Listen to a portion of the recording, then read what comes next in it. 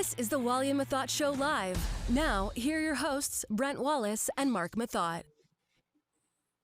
Hello, everybody. Welcome to the Wally and Methot Show. I'm Brent Wallace.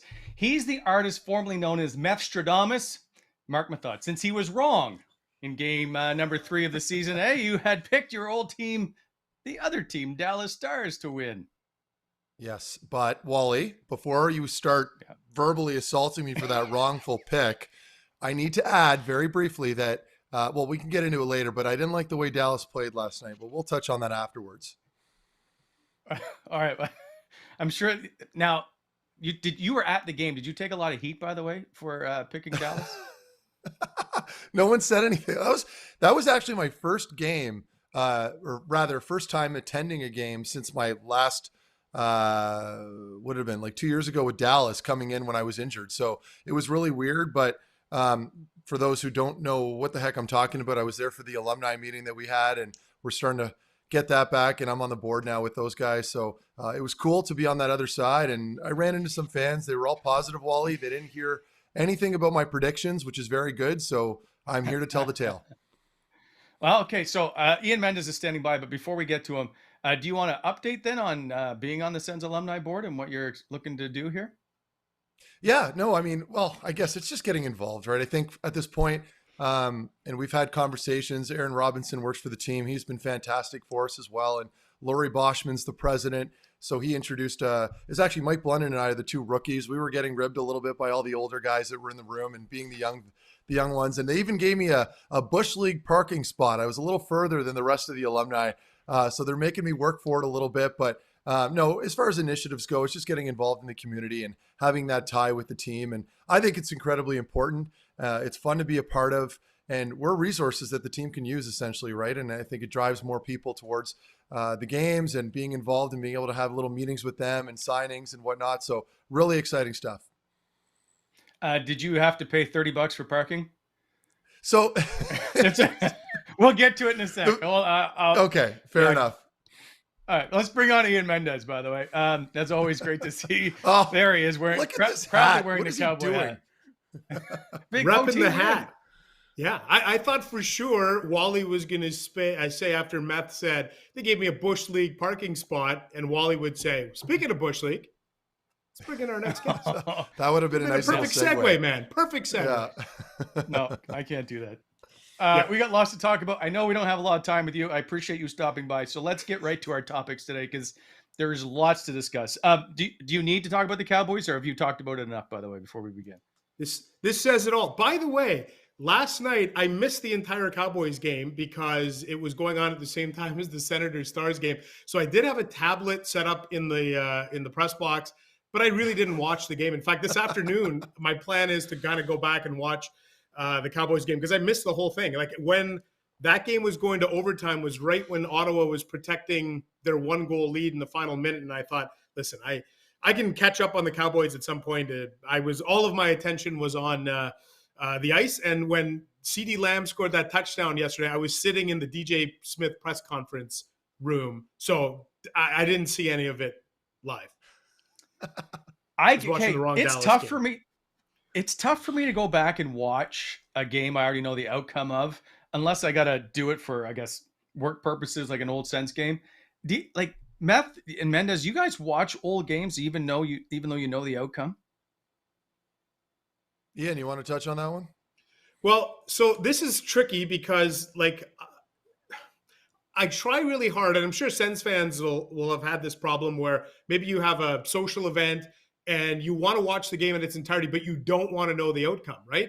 So you shut off your phone, and it's really hard to do because inevitably somebody will tell you something. So usually what I'll do is I'll fast forward stuff. Like if I'm going through, I'll just fast forward. Like this Cowboys game, I'm just going to go to the final 5 minutes and watch that. I won't go back and rewatch it, but it's hard in the year 2021 to not watch a sporting event, not find out what goes on, and then go and watch it start to finish, right?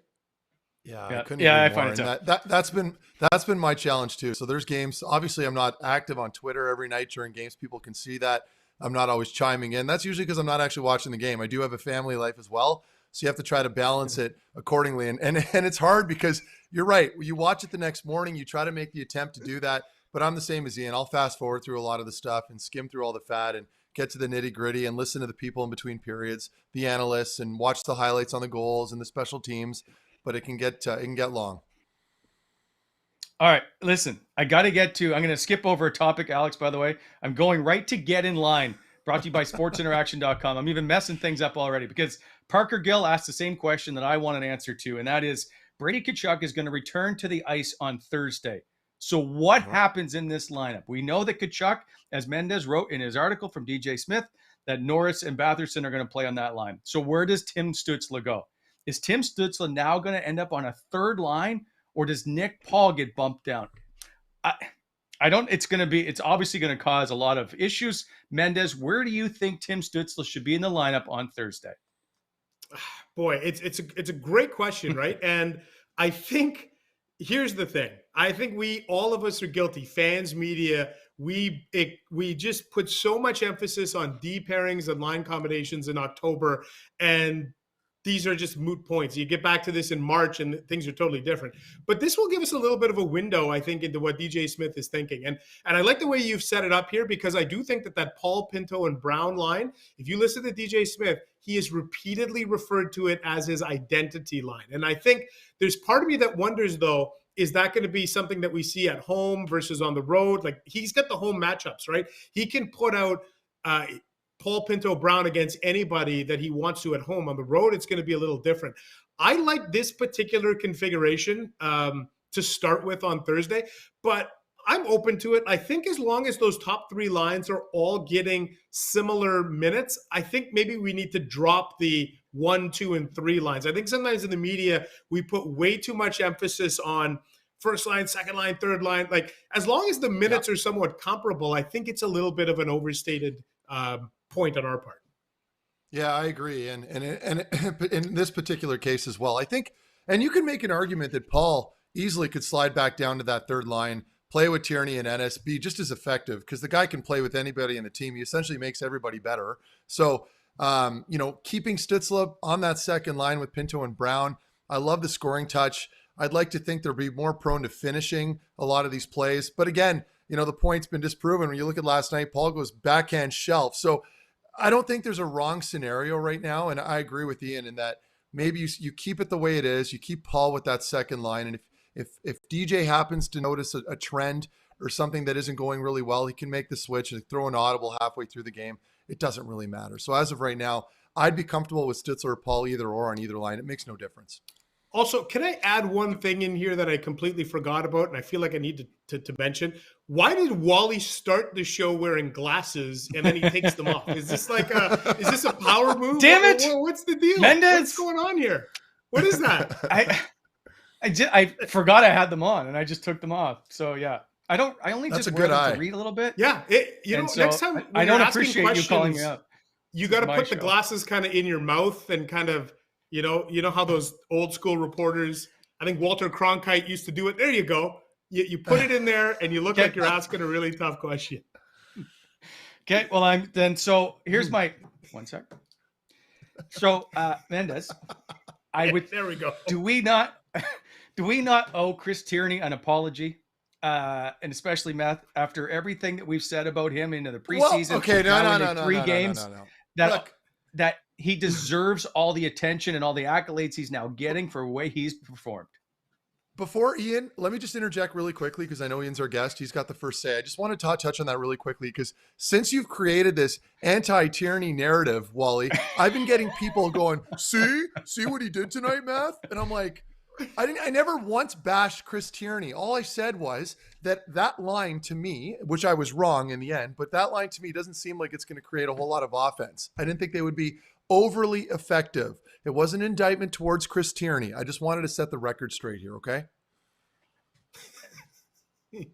You said that they weren't going to generate much. And now they arguably... I said they as a whole. I didn't say Chris Tierney sucks, okay? Let's make that clear. But hold on, but let's back up for a second. I think as a collective, let's go with the city, didn't think Chris Tierney should even possibly be in the lineup to start opening night with the way that he played last season going into this year. No. Anyway, I don't agree with that at all because you do need at least one veteran in this lineup. There aren't a whole lot of them, and he's pretty effective all around and plays in a lot of different scenarios. I'll leave it at that because I'm cutting Ian out right now. So let's hear what his thoughts are. Yeah, and listen, Tierney became a really polarizing guy, though. Like Wally said, at the start of the year, there were some people that thought he shouldn't be in the top 9 even. There were some people that thought, like Wally said, get him out of here. I've always thought he's a really effective forward, and I think he had some issues last year. I know he wasn't 100% healthy coming into the season. I think he dealt with some back issues before the year. He wasn't quite healthy. He looks a lot better now, but we do got to remember last year at the start of the year, I think he scored 3 goals in the first 4 games. Same thing this year, right? 3 goals in 3 games. So can he sustain this? Look, no one's expecting him to score a goal a game clip, but if he can be the Chris Tierney he was in his first season in Ottawa, like a 40 assist guy, like that's all you want out of him is to be a really solid top 9 forward. And if he's got Tyler Ennis and Tim Stützle on his wings, or Tyler Ennis and Nick Paul on his wing, just be effective. And I think he can do that at this stage of his career. It's going to be interesting because I don't see him on the roster next season, right? He's a pending UFA. It just feels like he's probably on his way out of here. But I think if you're Chris Tierney, you want to prove to everybody you can play in this league and be an effective bottom 6 forward in your next contract. Yeah, I agree. And did anybody know about his injury prior to, like, we just found out about his back issues that he was dealing with? Was this common like knowledge last season? So I got told that last year kind of on background, we'll say. And you know what, you guys both know what it's like when people tell you things on background, you don't go out and necessarily say it, but you use it to sort of, I think, color your analysis of the team and sort of hedge some of your comments. So if you go back, I don't think I was overly critical of Chris Tierney because I did know in the back of my mind, I don't think this guy is 100% healthy. But what I want to know, Meth, is should the team have been a little bit more forthcoming and been saying, hey, Chris Tierney's banged up, guys. Like, just that's all. And every team handles this differently. And by the way, Ottawa's got, I'm not just saying this because I played here. They've got one of the best medical staffs in the NHL. So hats off to them for sure. And it's not always their decision to release the information. They're only doing what they're told. But the point you just made, Ian, it's bang on. I was going to touch on that. Would that not have been news that would be beneficial to people out there? Like if I'm Chris Tierney and I'm playing through a laboring back issue, I want people to know that. I want people to know why it looks like I've lost a step and I'm not playing up to my potential. Like that bothers me so much. And that's why when I would get hurt and I played, I always wanted the fans or the analysts or people, the talking heads to know about this because, you're playing through injuries as a player, but it's also going to hinder your game and your performance. And I don't want people thinking I'm playing healthy. Meanwhile, I'm just underwhelming big time. So it's something that I've never understood. And it's only in hockey. It's that hockey culture where you got to play through injuries and we're not going to tell the media because we don't want the opponents to know. It's like, if I knew a player on the other team had a bad back, it wouldn't change my approach to the way I would play. And I was a physical player. It doesn't mean I'm going to go out there and hunt him down. So you're not protecting the player. In fact, I think you're just doing them a disservice, but I'm sure you could argue this 2 ways. We can leave it at that. I'm surprised that you have that stance because most players don't want their injuries to become public. And we've gone through this. No, Mendes and I for years have been in locker. That is not true. Listen, Mendes and I have been in a locker room where people are like, I will tell you, but you can't report what our injury is. Do you know why? That's happened countless times. Because the team doesn't want you to tell the media, and the team will be on you if you do, because the teams, for whatever freaking reason, are anal about this stuff. And it's like, this isn't the 1980s where you're going to get some big dummy D-man come over the top and whack you on your sore arm. Like it's a different game now. So I'm telling you, I've been through this. All the pressure you get from your training staff or somebody else, or usually the coaches even, where they're like, don't say anything to the media. We don't want you to talk about your injury. And you just go on with your business. And it's unfortunate. It's the year 2021. We would never see a defenseman take a big whack at someone in a vulnerable spot. This is where we roll the Radam Faxa on Tim Stützle from Sunday night. And Faxa, and I'm sorry, Wally, because I'm probably cutting into the structure of the show because we're going to talk about it. But like, I know Fox very well. And he, like, I'm telling you, that's not that. It looks somewhat intentional. Maybe it was maybe a little, it wasn't deliberate. Aggressive? Put it that way. No, it wasn't though. He's coming down I understand that, but he's not targeting a specific area within a matter of inches on Tim Stützle's wrist. He's not doing that. He's not a dirty player. Tim Stützle is dressed as a tree at that moment because Faxa is trying to.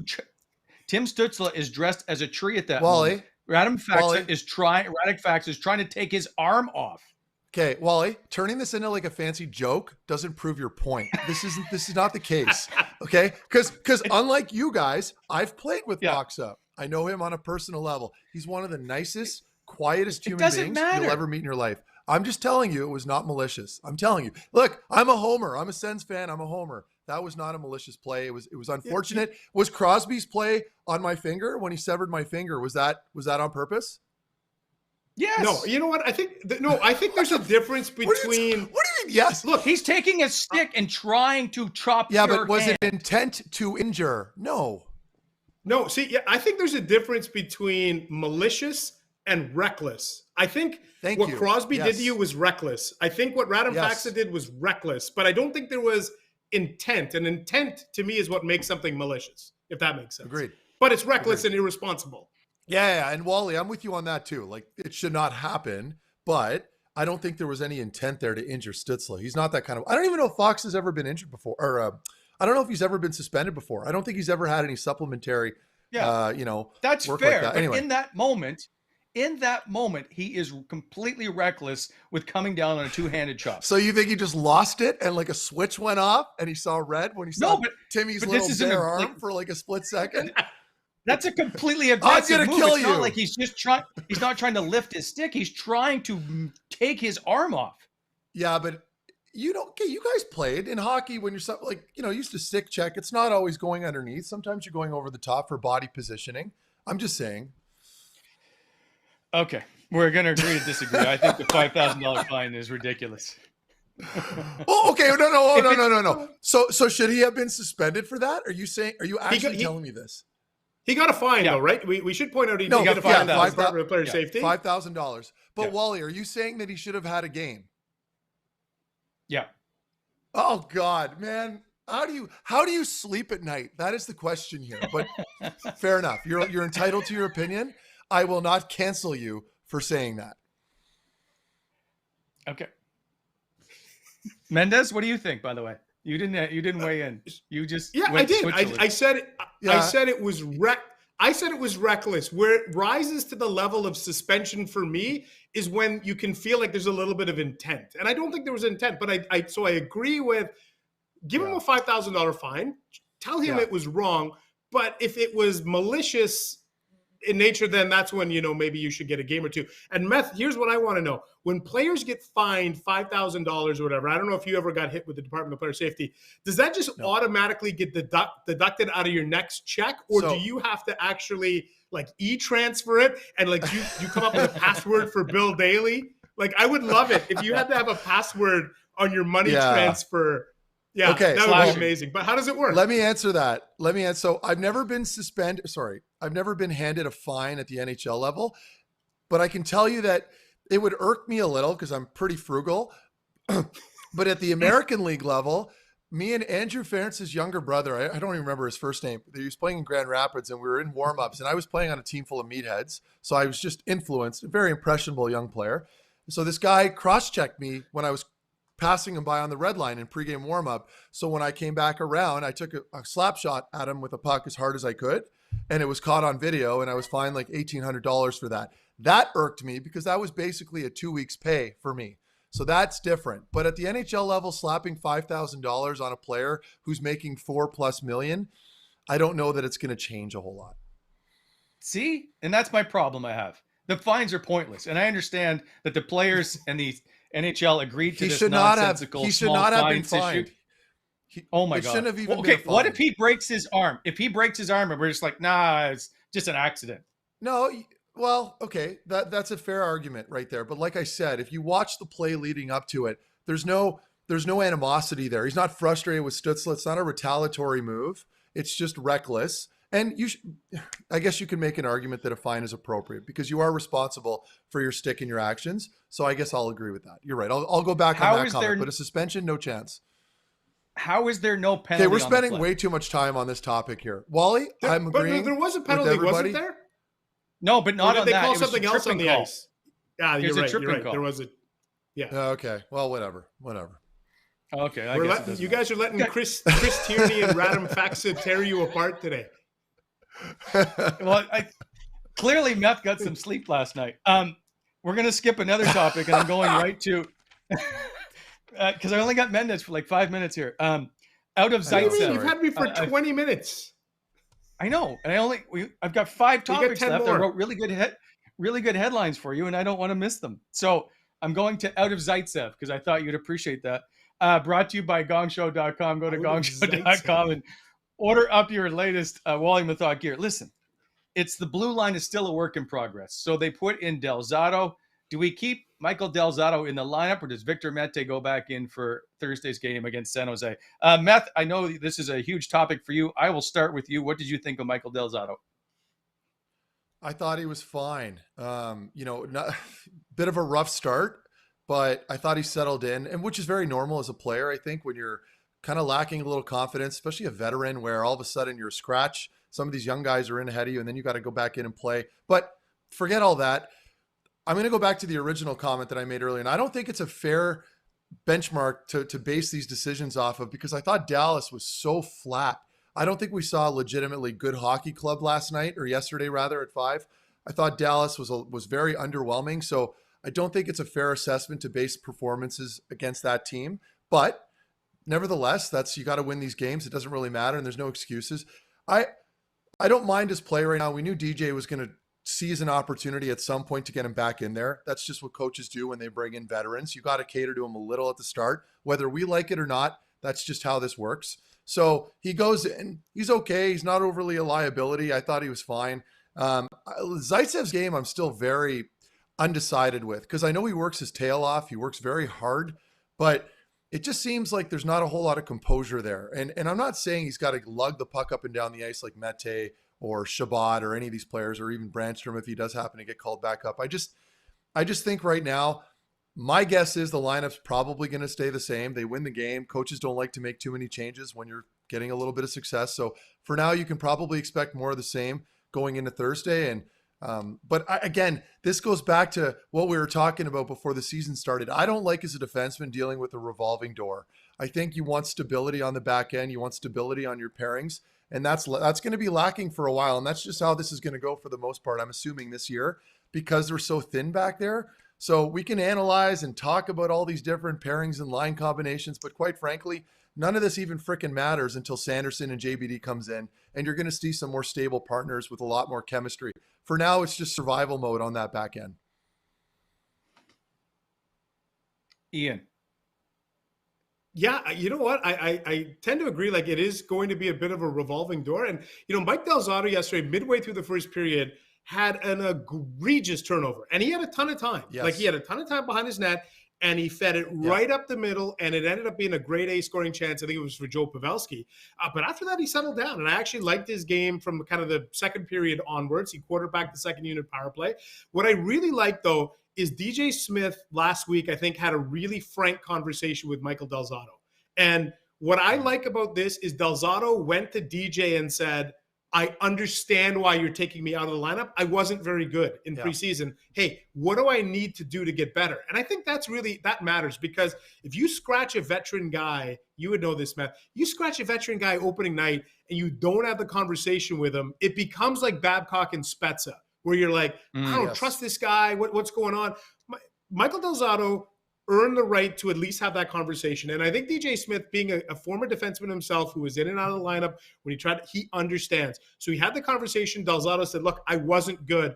I'll be better. So I suspect they'll come back with that same grouping. But I think unless your name is Artem Zub, Thomas Shabbat, and Nick Holden, I don't think your spot is secured. I've really liked Holden so far, guys. Like, he's been really good. So I think the other spots seem to be up in the air. They do love Zaitsev. They do. They've given him an alternate captaincy here. I don't think he's really on the verge of being out of the lineup, right? They don't love him. He played 1806 last game, which was just above Michael Del Zotto's 1708. They are the third pairing now. But I think Love is he doesn't play any power. but he's still Yeah, not. If he's that good, you they put like him in the lineup. though. Like DJ likes him. DJ likes Nikki Decisive. Yes, I don't think you yes. can really argue that, especially because he's an alternate captain, right? Like that to me is a big endorsement of where he stands on the pecking order. But I think amongst Josh Brown, Mike Delzato, and Victor Mete, it's going to be a revolving door. But DJ doesn't want it to be. He wants one of those guys to step up and say, "That's my job, and I'm taking it, and there's nothing you can do about it." Like I think he's looking for his Shane Pinto on the back end. Like, where's my Shane Pinto? Sure. Where's my Josh Norris? Yep. Where's my Drake Batherson? Where's my guy Artem Zub? Like, if there was a 3D printer that could just make another Artem Zub, then this would be fine. But I don't think is the technology there to create another Artem Zub using a 3D printer. I don't know, but that's what they need right now. Yeah. No, okay, I agree. I need to quickly move on. Yeah, okay. Go ahead, move on. Let's move on from that. I got to move on. We'll come back to that later when Mendes is gone. Do we bring up the attendance issue? 8,067, and I know. So, Ian, I know you wrote about it. Do we just chalk this all up to the pandemic and people being concerned, which is a very valid reason? Or is there, again, do we go back to the previous years of all the other issues that underlie why the attendance is where it's at? So here's the thing, and I've always felt this in Ottawa. If you ask 10 people why they're not going to a Senators game, you're going to get 10 different answers from people. Yep. Like, you're going to hear about ownership. You're going to hear about the arena location. Now you're going to hear about the pandemic. And now you're going to hear about vaccine policies. And so there's not one singular answer, but there is one singular problem, which is we can't go on like this much longer. We can't have an NHL team drawing 8,000 people a game and not understanding why that is. And I looked it up, and I could be wrong. I think that might be the lowest attendance ever at a Senators regular season game. I could be wrong. I think that might be it. Like I went back 6 or 7 years.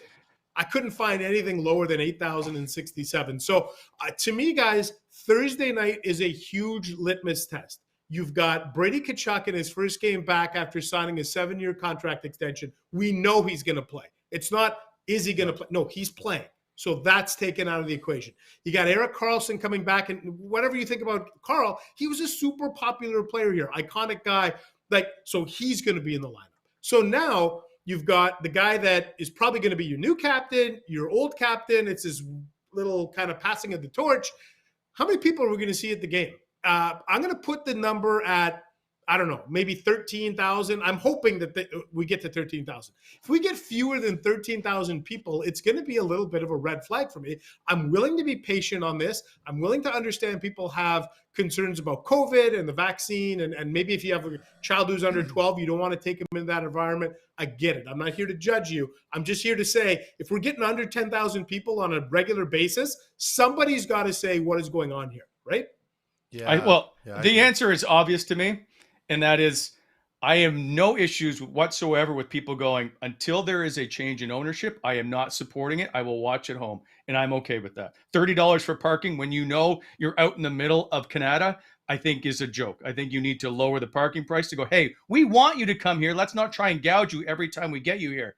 Let's make it feasible for people to show up and enjoy a game. If you don't like the owner, at least be able to spend money watching a game you like to watch on the ice and not feel like you've got to spend $8,000 to go to a hockey game. Meth, sorry.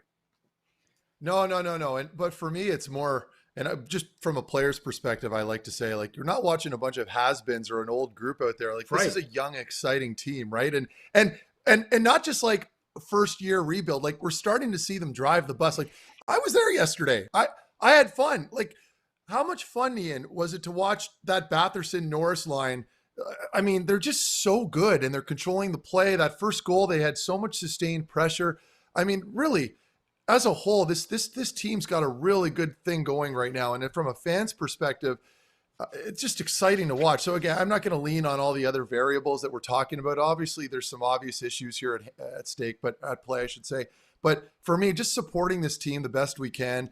I know it's asking for a lot. I know the parking's expensive. Some of the concessions can be expensive. I heard issues about the concessions, although I didn't see it firsthand. I saw some chatter about it online on how the wait lines were long and they've had some staffing issues. But for the most part, what a great team and fun team to watch right now. So I'm hoping fans come out to watch these boys play on Thursday, because from a player's standpoint, when you go out there, and there's 15, 16, 17,000 people in the stands cheering you on, there isn't a better feeling in the world. So this group deserves that. Again, very sympathetic towards all the stuff that's happening, particularly with COVID. And we have to respect that. But for those that are willing to go out there, I encourage it because it's a lot of fun to watch. What I want to know, and I think is really interesting, is, and Wally brought it up, look, there is a disconnect between the organization and the fan base. Like, we're not making that up. It's tangible. You can see it in the attendance numbers. My question that I want to ask in kind of in an open fashion here, and then I'm sure I'll do it on The Athletic, is, like, are fans willing to forgive the owner as it pertains to the exodus of star players? Like, are we past that narrative now? Because in their defense, okay, if we look at this super objectively, they have started to fulfill the promises that they said that they were going to do. Drake Batherson is locked up for 6 years. Thomas Chabot for 7 more years. Brady Tkachuk for 7 more years. So if your biggest complaint was your favorite players kept walking out the door, my question is, do you still harbor a grudge? I'm literally asking that in an open manner because I want to know from Sens fans. I don't want to tell you what to think. I want to hear what you think. It's a good question. How do we feel about this, right? Yeah. Yeah, I don't know. I'm not sure it's just. I'm not sure it's Sorry, just the exodus of players. I think there's a lot of stuff that goes on, whether or not it's how they treated the people in the public, how you've always got the owner going to run to Toronto to talk about how the team is operating and how they choose to avoid operating in the Ottawa market, how they try to isolate people, how they've treated their staff in the past. There's all kinds of issues that just don't have to pertain to the way the team performs on the ice. Listen, Mendes, we covered a team that went through bankruptcy and people still supported this team through thick and thin. And I think that group still exists. Those fans are still there. If not, they're more passionate now than they've ever been. I just think they're tired of the way this organization feels it's entitled to being in Ottawa and that everybody should just flock to their games and spend whatever and sit there and be quiet. And I just think that they're more in tune than that for this group of fans here in the city. Yeah. Hey, listen, this is going to be a really interesting storyline to watch because they've got a home game Thursday against San Jose, Saturday afternoon against the Rangers, which I like that. I like the afternoon start time. I like, the Rangers original 6 team. And then Alex Ovechkin, I think the Capitals come in. Maybe this is a conversation we have next week at this time, right? Maybe, hey, listen, if 15,000 people come to each of those games, maybe we all need to stand down. But the 8,067 that showed up yesterday, that was worrisome for me. And it was troubling. And like Meth said, so this is a fun team to watch. This isn't a bunch of ragtag, place-holding veteran guys. These are guys who love playing in Ottawa here, and it's a fun team to watch. So one final question on that, just so we're fair. What has the attendance been in some of these other Canadian cities? Do we know? Like, I obviously I'm an idiot. I don't do my homework when it comes to this stuff with the numbers. Do we know what Montreal and Toronto's been bringing in? Montreal's high, but I don't have an exact number. No, I'm just trying to make some comparisons so that we're not overanalyzing just Ottawa, but I don't know. I don't know the numbers. Well, I think if I'm not mistaken, the first game for Toronto, which is was on Wednesday against the Habs, it was pretty much a sellout, but it wasn't quite okay. Or the Saturday night. Saturday night they were a little bit under. I got the numbers right here. Toronto's home opener, they had 18,493, and then against Ottawa they had 18,211. Okay, so they're getting 18,000 at Toronto, but it's hard to compare because that's not. It's a big city. But the Bell Center had their first game with full capacity on Saturday, 21,105 sellout. Again, but for us, it's more about the other teams. Like Calgary's going to play their first game on Monday night at home. Like maybe that's going to be a better comparison. Calgary, right? Winnipeg, some better comparisons for sure. Yeah, I agree. All right, Mendes, beat it. You can go. That's it. Thanks, Ian. Thanks for coming on, brother. You told me 30 minutes or it's free. I did. Well, listen, I can certainly leave my kid at school and she can just stand outside for 10 minutes and we can keep going here. That's okay. No. Well, no, but hey, listen, I can't stress how much I love coming on your show. I know I'm number one on the all-time. Nobody's come on your show as much as I have. I just want to say how much I love it, how much I love the banter between the two of you and everything that you guys do. It's really frank, fun, honest, open discussions, and I love doing it. So thanks for having me, as always, guys. You're the best. I will Ian. get you Thank a brother. sweatshirt, I promise. There we go. I already got a hat and a golf shirt. I just need a sweatshirt and a mug. All right, guys. Done. Have a good one. See you, pal. Take care. See ya. There goes Ian Mendes with The Athletic. Does a phenomenal job writing in The Athletic, and we love having him on. So he leaves lots of stuff for us to talk about. But I want to see this organization or this franchise team succeed on the ice. I don't care about the front office stuff. I think it's a huge detriment to this team on the ice. But when it comes to this fan base, I have no issues with how it has supported teams throughout the past. The international, when the International Baseball League was here, AAA, they set an attendance record. They set an attendance record, if I'm not mistaken, with the Ottawa 67s years ago. And they also used to be at capacity when this team was in the middle of a bankruptcy and people had no idea what was happening. So I don't ever question the commitment that this Sens fan base has. How they've been treated, I think, goes a long way. And that's the only issues. That's one of the main issues that I have. But to be fair, because we were talking about it, I was in a box yesterday during the game, and we were kind of talking about obviously the obvious issue in that you're in the building and you notice when there's only half capacity or less than half, I should say. And I was sitting beside one of the guys, and they had mentioned that they were there at some of those games during our 2017 run when we were in the playoffs playing against Boston and New York, and they were very specific in that there were several games at home that weren't even sold out during those two playoff runs. Now, is that, I'm going to go back a little bit because I was playing, obviously, so I don't really pay too much attention to the missing seats. Like, was that the case, Wally? Were some of those games not sold out? Yeah. So Eastern why would Conference that be? Final did not sell out. So you don't have the pandemic interfering. You've got a winning product with a legitimate team, but you're not selling out those games, right? And for me, I had a blast. Like, I'm not attacking anybody for not going. I don't care. I'm just saying, for the purpose of this conversation, what was the issue then? The same thing it is now. The guy that sits in the office. But this can't just be that, right? Like, there's got to be more. No, So I know this is you could attack this from any angle, I guess, and we can go around and round. I just think that despite whoever you don't agree with, if your team is doing really well and you appreciate good hockey, playoff hockey, no less. Like, we're not talking about a run with like toward the end of the regular season. We're talking about legitimate playoff hockey here against big market teams, right? So we could spend a whole hour on this. I know we can. One is, and I think they brought this up recently, is the government is the largest employer in the city. They cannot buy season tickets. So your largest business Phoenix Pay System can't issue. support, right?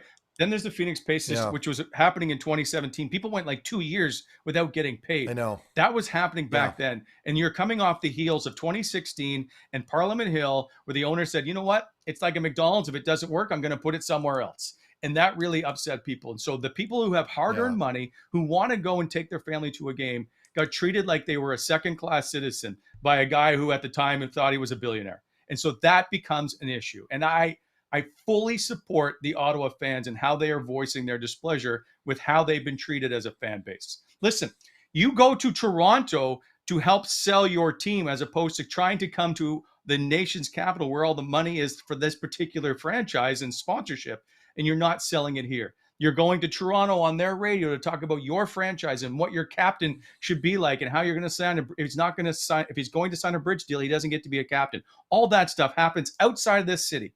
Well, that can't continue to happen, and that needs to change. All right. Well, so a lot of things need to change here. Yeah, no, that's fair.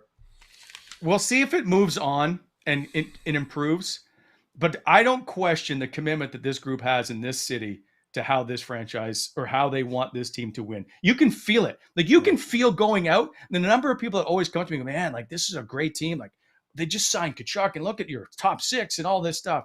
People love this group on the ice. They just there's a lot of buzz. I agree, Wally. And things are going well internally right now. I mean, Pierre Dorion done a great job. He's locking in some of these new players or some of the big young guns now that are playing well. Batherson, Tkachuk, like, they're fulfilling those promises. That Tkachuk negotiation was not easy, and he got that done. So we got to give Pierre props there. DJ Smith brings in this great team identity. So it's unfortunate, right? Because there's a lot to like here in the city with the Ottawa Senators. And I'm hoping, I guess I'm just passionate about it, right? Like I've got a young boy, I've got a young daughter.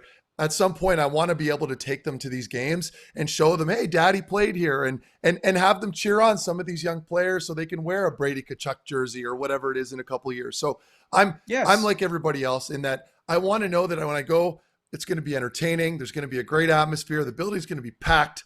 Like anybody else, I guess. I just and you, Wally, we just want to see the team, the organization do well and prosper.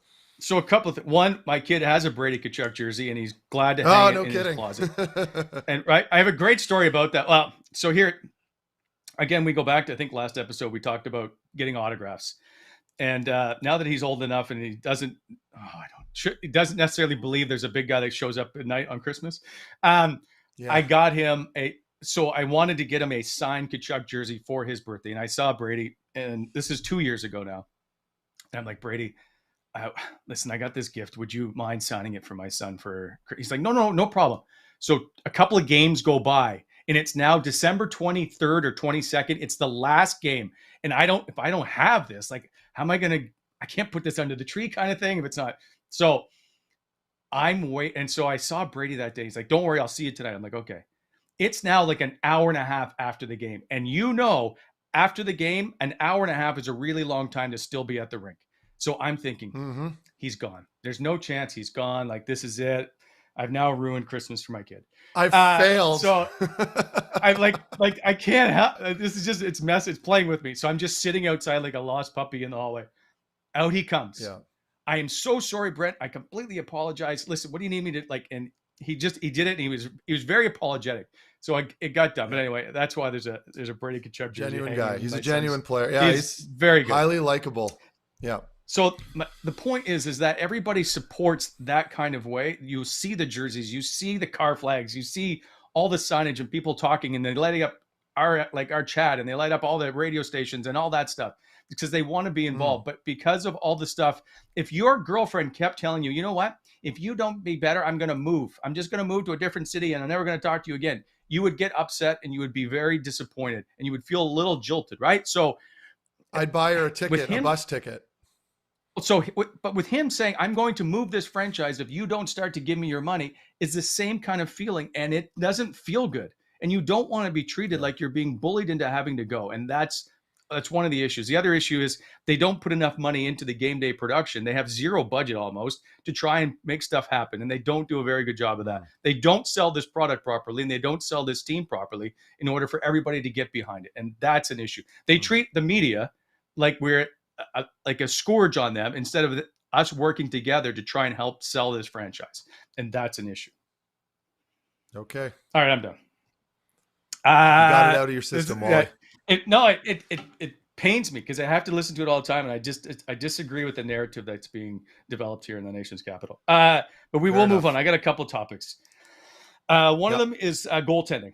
So, when Matt Murray came into this season, we're like, this is going to be good. Matt Murray's now he's, put on weight. He's worked on his game. He's changed a lot of stuff. Well, he's not in the lineup to start. All of a sudden the Sens are 2-1 and their goals against average right now is a tidy 2.50. Their save percentage, .935 through 3 games. Last season, their save percentage was 28th in the league at .895 and a goals against of .338 for 27th. They have turned things around at least defensively or goaltending wise. I guess your thoughts are, how do you view the way the goaltending has been so far to start this season? And still, we have yet to see Matt Murray take to the net. Yeah, it's a good problem to have, right? And I think at this point, I think this kind of solidifies for any doubters how important it is. And in this case in particular, I mean, what do? I think with Murray, I'm not giving up on him. I know that he had some good flashes there in training camp where he looked pretty strong and composed and he was tracking the puck really well. But the current situation in tandem that we have back there, I think you just keep rolling with it and you don't rush Murray back. You make sure that he's completely healthy. And essentially with the games that have been played now with these two fellas playing, I mean, they bought everybody time. So there's no hurry. We're going to see how Thursday goes. I mean, this is, first of all, we got to remember here, this is just 2 games. So we can, ooh and ah over some of the performances that we're seeing, but until they're really tested, like, I don't think the team was tested that well against Dallas. I truly believe that. And I think it was evident because I played with them. And I know you watched Jamie Benn fight Josh Brown right off the beginning. That goes to show you where that team is at right now in Dallas.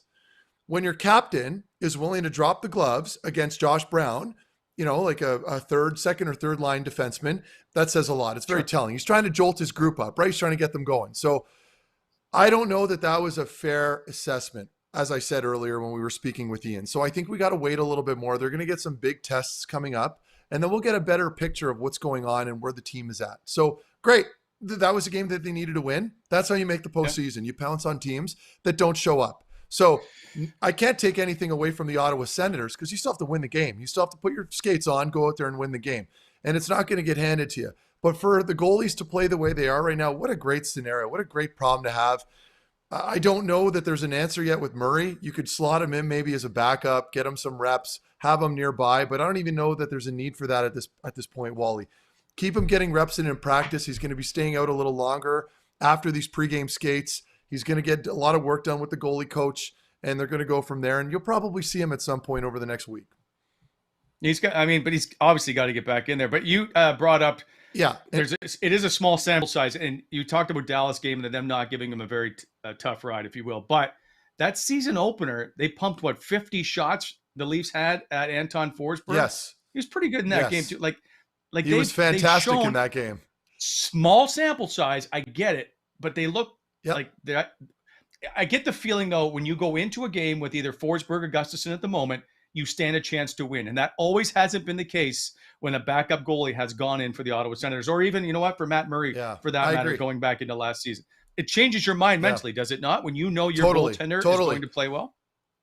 Yeah, well, it just gives you confidence, right? Because when you're going back there as a defenseman or a forward, it doesn't matter, and you're stepping onto the ice and you've got a liability, per se, going in between the pipes, or a goalie that perhaps isn't that confident, it absolutely, without a question, affects the group. It just does. You can't avoid it. You're going to play a little different. You're not going to play as confident.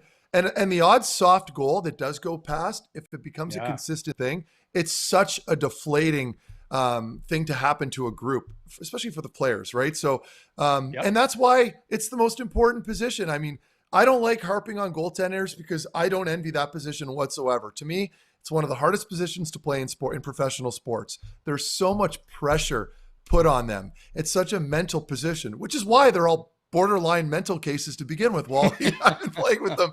And I obviously say that lightly. I'm obviously joking to a degree, but they're all very quirky because it's such a mental thing. It's such a mental position. And if you're off even a little bit, or you're questioning your own confidence as a goaltender, you've already lost. So to see them playing right now, they're big bodies. They cover a lot of net. They're playing with a lot of composure. They're tracking the puck really well back and forth.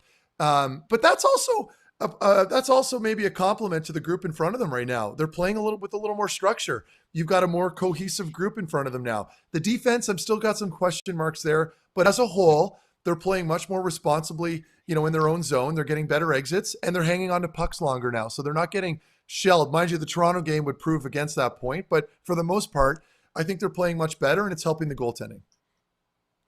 This is a very good time. I should have probably mentioned this during when we were talking about attendance. The Wally Methot Show brought to you by Whitewater Beer, because I could probably use one right about now. Shop whitewater.ca. 15% off using the Wally Methot coupon. Get home delivery, free delivery in Ontario. They are. It just looks good to see it on camera. And not only that, but tag us. So if you guys order some of those beers, tag us in some of these posts. We've been seeing them online, and we'll repost them on our accounts. It's cool to see. And again, a local company. That's what this is all about. And they have a fantastic product, and they're a good family that run it. So we support that. It's fantastic. All right, moving on. One of our last topics before we go here. I got to bring Craig in at some point. Out of Form, brought to you by BEI Bonnechere Excavating Inc. Visit BonnechereExcavating.com. They are proudly helping to build the Ottawa Valley. Is Alex Formenton in the doghouse, Meth? He's gone from arguably third line to last night. He played 7 minutes and 59 seconds. He played 5 shifts, 4 minutes in the final 2 periods. What has happened to Alex Formenton that DJ Smith doesn't obviously like to see? Oh, well, I think we can't overreact, but it's a very valid. I'm overreacting because it's my show. No, and I know, I hear you, and no, but it is a good question for sure, Wally, and I think for me, it's not that complicated, right? Like you have, especially once Tkachuk comes in now, you've got a very flooded, pretty deep left side, and Forms. as we know, is not going to be playing. At least I don't think he's going to be playing ahead of any of those three guys. So for me to have a depth guy play anywhere underneath or sub 10 minutes is a very normal thing. And I thought he had a fantastic training camp. I thought he was playing with a ton of confidence. I don't think he's really been that bad in the games, but coaches sometimes have a different vantage point. So when you're behind the bench and you happen to see a goal where maybe one player might not be in the best position, that might sit with you right now, and you don't have that same bird's eye view. So in the moment when you're managing your players, that's just how this works. And sometimes there really isn't a great explanation for it. There were nights when I played where maybe I played 15 minutes, and some of that was special teams getting in the way. Some of that were just line combinations. Maybe a defenseman got into a fight and I kind of get lost into the pairings, but it's just, it happens. And sometimes there really isn't a clear cut explanation for it, but he's going to be a really good player, Wally. I think he easily, and I'm not just saying this lightly, he easily could be a top tier penalty killer in the National Hockey League with his skating ability.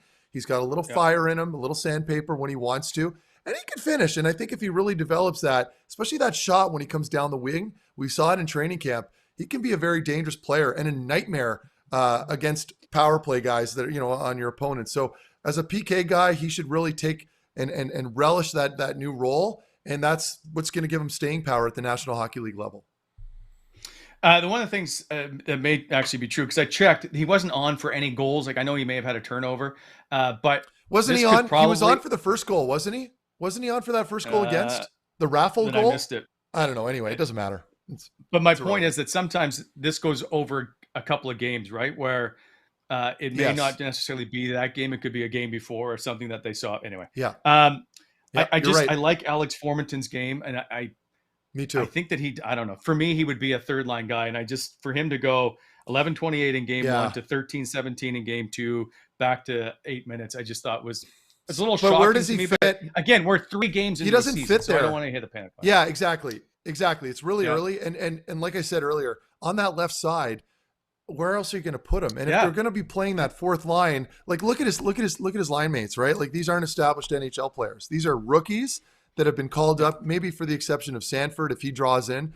But I mean, it's all about trust at the NHL level, and coaches tend to trust players who they're aware of and that they know pretty well, and those are veterans and NHL regulars. So he's probably going to load up on those top 3 lines, put a lot of ice time towards them, and supplement that fourth line to give the other guys a break. That's typically how this works, unless the team is just getting shelled out of the arena. So I don't expect Formenton, unfortunately, to get a lot of ice time because his line mates are very inexperienced, and that's just the way this league works.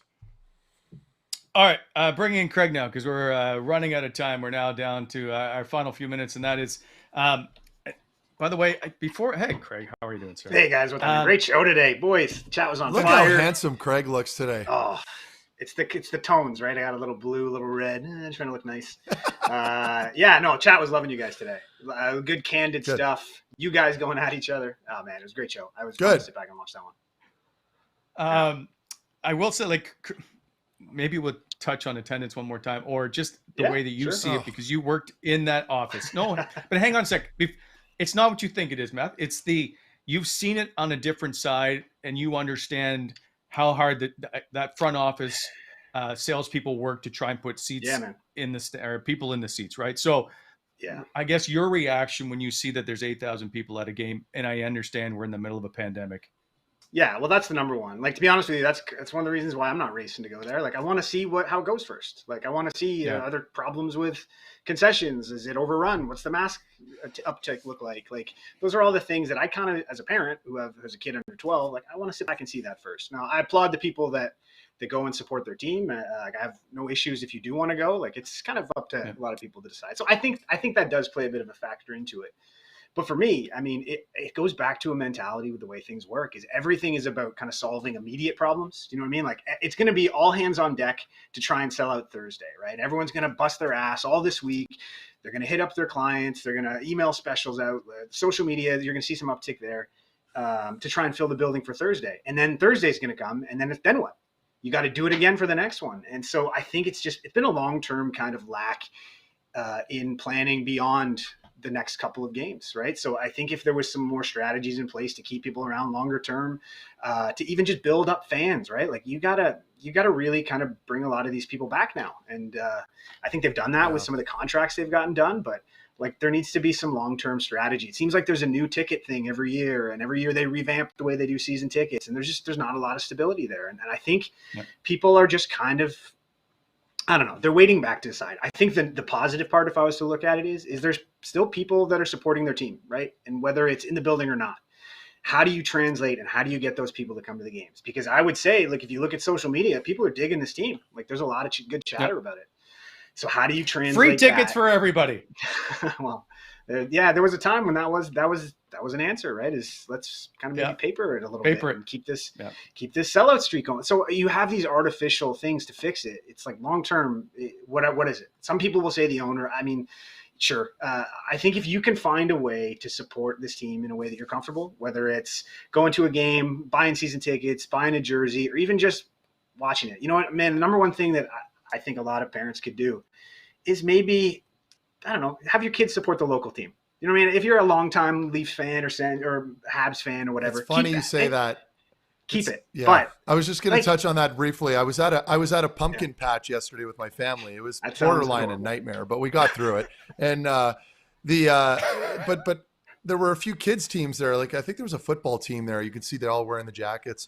And a bunch of them had Toronto Maple Leaf hats on. You know what I mean? So that's just reinforcing your point. And this is the obvious that, you know, the team hasn't been around that long, right? So a lot of the older folks in town, parents and stuff, have grown up fans of Montreal or Toronto. So, you know, we got to try. I don't know how you do this, but at some point you think over time, kids are going to start growing up being legitimate Sens fans. You just got to get rid of that little influence that's coming from mom and dad. Yeah, absolutely. But we're 30 years in, though. We're 30 years into this franchise. It takes time, Wally. In fairness, it does take time, right? But now you're a second generation Sens guy, right? Like, or possibly, right? Like, if you're 30 and you had a 20, you had a kid who's 10, like you should now be fully entrenched in a Sens. Yes, the young kids now. Because I'm younger than you, Wally, and Craig. I think I'm a little younger than you too, obviously. Yeah. So when I grew up, I wasn't even really a Sens fan until I got into like my teens, and then I started paying attention to players like Zdeno Chara and Chris Phillips, obviously who was there prior. But I really started noticing Ottawa and admiring some of those players when I got a little older. But my point is, when I was young, I didn't care for them, right? It was more like Boston because I liked Ray Bourque, and I liked the Montreal Canadiens because my dad liked them. So influence from your parents is huge, and friends and family and whatnot. But I think you're going to start to see a shift. So we can't just be all doom and gloom. I think it will change, but patience, obviously. I know, Wally, you say 30 years. I think it is going to change, and we'll see a shift at some point, especially with this group. Like, what kid out there doesn't like Drake Batherson or Brady Tkachuk or Thomas Chabot? Like, they've got some great corner pieces now that are very easy to cheer for. Absolutely. I think that, okay, well, let's flip it back to you guys here. What would you say to a fan that is trying to decide how they want to support this team, or should they buy tickets? Like, what would you guys say to those fans out there that are listening to us? It would never be my place to tell a fan to go to a game, right? Hey, man, you need to go spend $300 with your family and go to that game. Like, that's completely inappropriate, and I would never do that. I am encouraging people that can go to the games, of course, but I can sympathize with the current circumstances of what's happening. And of course, with COVID, that is certainly not helping our causes. The team had a hard enough time as it was prior to COVID, getting fans in there, unless you had a legitimate winning product. It's not like the team was selling out the arena all the time. And then a pandemic hits, and that's a game changer. And now people are a little more apprehensive. The ones that were going are still apprehensive to a degree. So I think there are a lot of variables, and it's not just black and white. But I'm hoping here at some point that, 8,000 is low. Whether, we can come up with any excuse in the world. 8,500 fans is, that's less. I was joking with you guys earlier in our group chat. That's less than what we were getting at the John Labatt Center in London, Ontario when I played in the OHL. Like, we were getting 9,000. I feel like they're still getting a lot there. So I'm agreeing with everybody here. I think there are some changes that need to happen, and I'm hoping that we'll see a shift. With your new alumni job, will you be valet parking people? Hey, whatever you need me to do, man. I'm versatile. I can do it. Now, if it's minus 30 in Canada, Ontario, I'll tell you to go, yourself, but I won't do that now. But right now in the fall, hey, no problem. If you want to use me as a valet guy, I'll be your guy. Noted. I can't wait for you to park my car. All right. Greg, we got some trivia to give away. Yeah. On our last live show on Thursday, when we were doing kind of a preview of home opener stuff, right? We were talking big into home opener. We had Chris Phillips on. How dope was that? That was great. So we had a little trivia themed home opener question. So we'll reward that one. So if you remember, it was who scored the winning goal in the first ever opening night meeting between the Sens and Toronto Maple Leafs? The answer, Todd White. So big shout out to Harry Wright 19OT. You've scored yourself a Wally Methot hat, t-shirt. So we'll be in touch with you. Slide into those DMs and we'll figure out how to sizes and how to get that to you and stuff. But hey, if you're out there and you're looking at these dope products and you're like, hey, I want to get some of those too, rep the brand for us, man, and wear them to the games, man. If you're going to the games, rock these things. That'd be dope. I mean, Meth's there. He was cruising the concourse the other day. So there's an opportunity there to maybe rep the brand for us. Would be appreciated. So head on over to gongshow.ca, grab some hats, hoodies, t-shirts, whatever you like. Lots of good stuff there. Super high quality. We wear it all the time. So yeah, if you got some time, you want to check it out, grab us something there. Good job, guys. I can't say great show. I feel like I'm Your glasses are back. Self in the back. I know. I put them back on to see if you guys noticed. Steal my glasses. We'll be back Thursday. We'll have Gord Miller stopping by. He's going to join us for our show on Thursday. We will see you then. But for now, enjoy your Whitewater beers, wearing your Gong Show hoodies, betting at sportsinteraction.com. We will see you on Thursday. Take care, everybody.